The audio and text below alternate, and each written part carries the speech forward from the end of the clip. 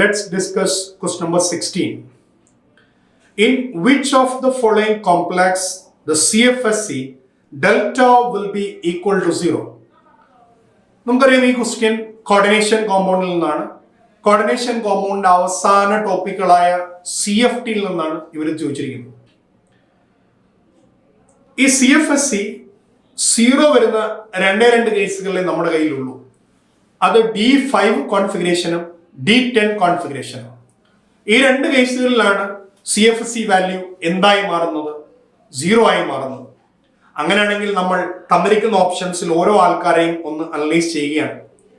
അപ്പോൾ ഓപ്ഷൻ 1 നിങ്ങൾ നോക്കിയാൽ ഓപ്ഷൻ 1 Feന്റെ oxidation state you can see that Fe2+ ആണ്. Fe2+ എന്ന് പറയുന്നത് ഒരു D6 കോൺഫിഗറേഷൻ ആണ്. മക്കളെ D6 കോൺഫിഗറേഷൻ ആണോ? ഒരിക്കലും അയാളുടെ CFSE is not equal to 0. There is no possibility at all. And option number 3. Option number 3 നിങ്ങൾ നോക്കിയാൽ അയാൾ എന്ത് തന്നെയാണ്? Fe2+ തന്നെയാണ്. Fe2+ D6 കോൺഫിഗറേഷൻ ആണ്. D6 കോൺഫിഗറേഷൻ ആണെങ്കിൽ അയാളുടെ കേസിലും ഒരിക്കലും CFSE എന്താകൂല? 0 ആകൂല. അപ്പൊ CFSE 0 ആകണമെങ്കിൽ ഒന്നുകിൽ അത് D5 ആയിരിക്കണം, അല്ലെങ്കിൽ അത് D10 ആയിരിക്കണം. അപ്പൊ ഇവിടെ നമ്മൾ ഏത് ഓപ്ഷനിലേക്ക് വരികയാണ്? ഓപ്ഷൻ 2 അതുപോലെ ഓപ്ഷൻ 4 നമ്മൾ കൺസിഡർ ചെയ്യുന്നു. രണ്ട് കേസിലും നമുക്ക് കാണാൻ കഴിയുന്നത് Feന്റെ oxidation state it is 3+. 3+ means D5 configuration അല്ലേ? അപ്പൊ അവിടെ ഇനി നമ്മൾ നോക്കേണ്ടത് ഏത് ലിഗൻഡ് ആണ് അവിടെ നമ്മൾ അപ്രോച്ച് ചെയ്യപ്പെടുന്നത്.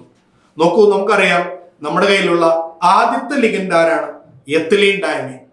Ethylene diamine is one of the strong ligand. So I can say that it's a strong field ligand. And for SCN, വളരെ weak ആയ അല്ലേ? So it's a weak field ligand. അപ്പൊ നമ്മൾ എന്ത് ചെയ്യുക? നമ്മൾ CFT പ്രകാരം weak field ligandil അയാളുടെ അറേഞ്ച്മെന്റ് എങ്ങനെയാണ്, സ്ട്രോങ് ഫീൽഡ് ലിഗൻഡിൽ അയാളുടെ അറേഞ്ച്മെന്റ് എങ്ങനെയാണെന്ന് നമുക്ക് നോക്കാം. So let us consider option 2. Option 2 strong field ligand. So whenever you have a option 2 strong field ligand, so EN is option 2 ആണ്. And for SCN weak field ligand ആണ്, ഇത് option 4 ആണ്. See how about the arrangement of electrons? അല്ലേ? Weak field ligands 1 1 1 and next electrons will come up here. And for a strong field ligand, electrons will be arranging in this way. So we'll be getting like this. അല്ലേ?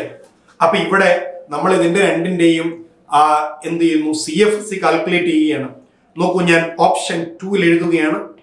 So whenever we are talking about option 2, what's the arrangement there? It is T2G5.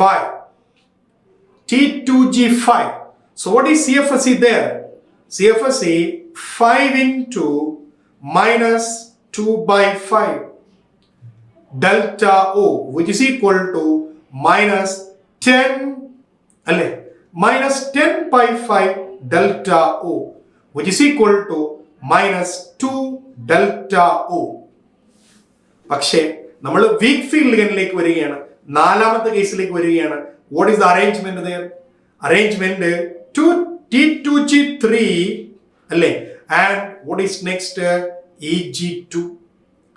T2G3 ആണെങ്കിൽ നമുക്കറിയാം it will be 3 into minus 2/5 delta O plus EG2 2 into 3/5 delta O. രണ്ട് ഒരേ value ആണ്, opposite value ആണ്. So what will come here? It will be equal to 0. So only one option is left. Option 4 is the right answer for this particular question.